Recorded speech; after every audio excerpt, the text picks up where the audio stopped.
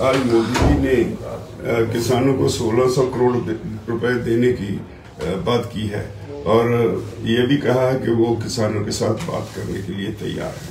मैं मोदी जी से एक सवाल पूछना चाहता हूँ।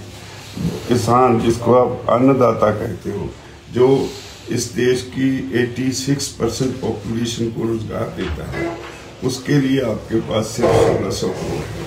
और जबकि दूसरी तरफ कॉर्पोरेट हाउसेज जो 5 से 7% लोगों को ही रोजगार प्रदान करते हैं, उनको हर साल 6 से 7 लाख करोड़ रुपया आपकी सरकार इंसेंटिव्स और एनपीए माफी के शक्ल में देती है। और यही नहीं, पिछले 15 सालों में 42 लाख करोड़ रुपया आपने इन लोगों को दे दिया। तो अगर इससे तुलना की जाए, आपके मन में कितना किसान के लिए, अन्नदाता के लिए कितना प्यार है, सत्कार है, तो स्थिति अपने आप स्पष्ट हो जाती है। आज किसान को उन्हीं कॉर्पोरेट्स के हवाले करने के लिए आपने जिद पकड़ी हुई है। एक तरफ आप कहते हैं ये हमारा अन्नदाता है, दूसरी तरफ आपने जिद पकड़ी है कि इसको कॉर्पोरेट के सामने हाथ पैर बांध के उसके सामने फेंकना है ताकि वो पूरे को पूरे किसान को, इस खेती को निगल जाए। तो मुझे समझ में नहीं आता कि मोदी सरकार करना क्या चाहते हैं। एक एक करके देश की हर सेक्टर है उसको वो कॉर्पोरेट हाउसेस के पास गिरवी रख रहे हैं।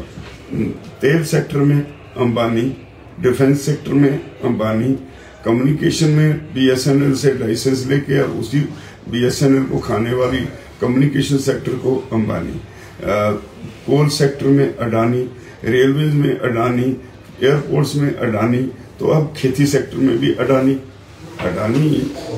क्या अडानी और अंबानी क्या ये दोनों को ही देश गिरवी कर देना है? मुझे समझ में नहीं आ रहा।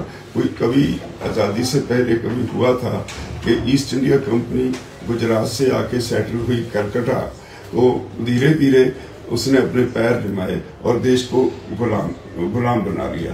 अब 2-3 कॉर्पोरेट हाउसेस को जिस तरह से सब कुछ उनके हवाले किया जा रहा है, कहीं ये साजिश तो नहीं कि कहीं इन फ्यूचर मोदी जी चीन की तरह लंबे समय के लिए डिक्टेटर बन जाना चाहते हों, या ये कॉर्पोरेट हाउसेस को अपना बैंक बैलेंस मान के हर चीज उनको देते रहें और देश पे ठीक या गलत ढंग से ताकत अपने हाथ में रखें। तो ये अब लोग समझने लगे हैं। यहाँ किसान 22 दिन से धरने पे बैठा है।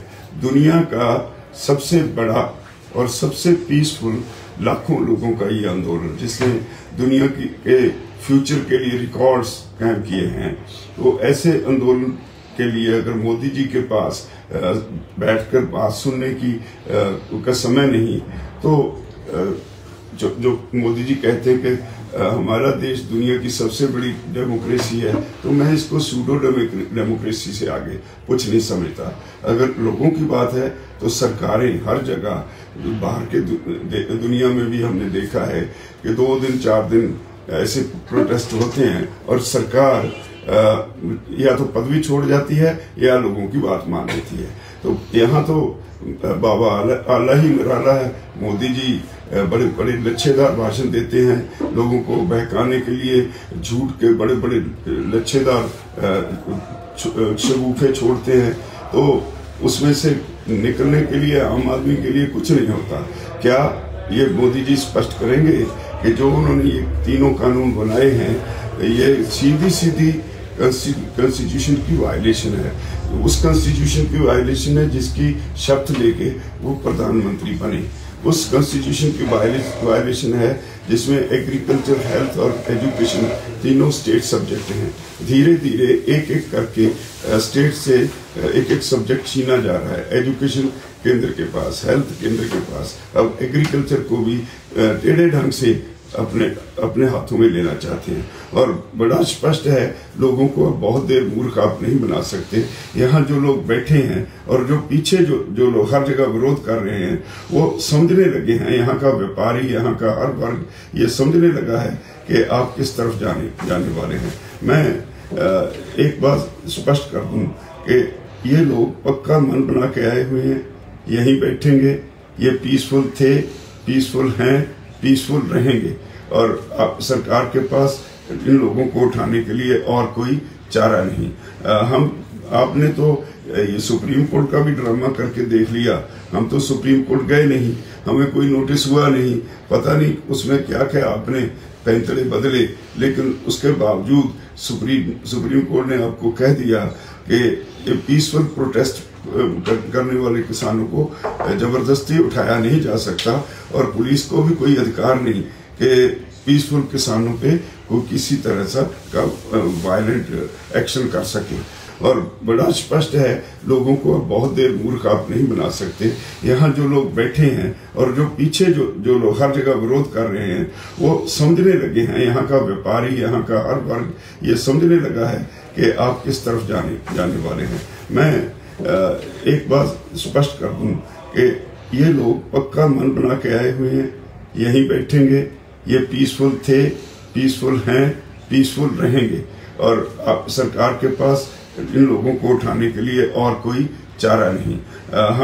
आपने तो ये सुप्रीम कोर्ट का भी ड्रामा करके देख लिया। हम तो सुप्रीम कोर्ट गए नहीं, हमें कोई नोटिस हुआ नहीं, पता नहीं उसमें क्या क्या आपने पैंतरे बदले, लेकिन उसके बावजूद सुप्रीम कोर्ट ने आपको कह दिया कि पीसफुल प्रोटेस्ट करने वाले किसानों को जबरदस्ती उठाया नहीं जा सकता और पुलिस को भी कोई अधिकार नहीं कि पीसफुल किसानों पे को किसी तरह का वायलेंट एक्शन कर सके। तो अब तो बड़ी सीधी बात है, हम तो अपना अधिकार लेने के लिए पीसफुल रह के इस आंदोलन को उस समय तक चलाएंगे जब तक आप किसानों की बात सुनते नहीं। मन की बात लोगों को सुना के बहकाइए मत। अब समय आ गया है, लोगों के दिल की बात सुनिए। अगर सही मानों में लोगों की सरकार है तो लोगों का बन के दिखाइए। दिस इज हमारे कॉन्स्टिट्यूशन के मुताबिक we should have a government of the people, by the people, for the people, but you have made it a government of the corporate, by the corporate and for the corporates. ये बात आज देश के हर शहरी को समझ आने लगी है। यही वजह है आप जितने भी मंत्रियों को अपने ये जो काले कानून है इनको प्रचार करने के लिए दूसरी स्टेट्स में भी भेजते हैं। हर जगह पे लोग उनका विरोध कर रहे हैं और आपकी मिशनरी को, आपके मंत्रियों को वहां से भागना पड़ता है।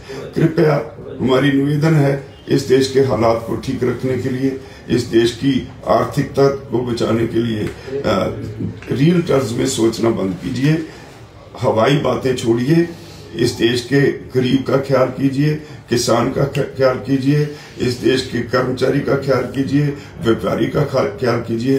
केवल अंबानी या अडानी इस देश के मालिक नहीं है, इस देश के मालिक यहाँ के लोग हैं। धन्यवाद।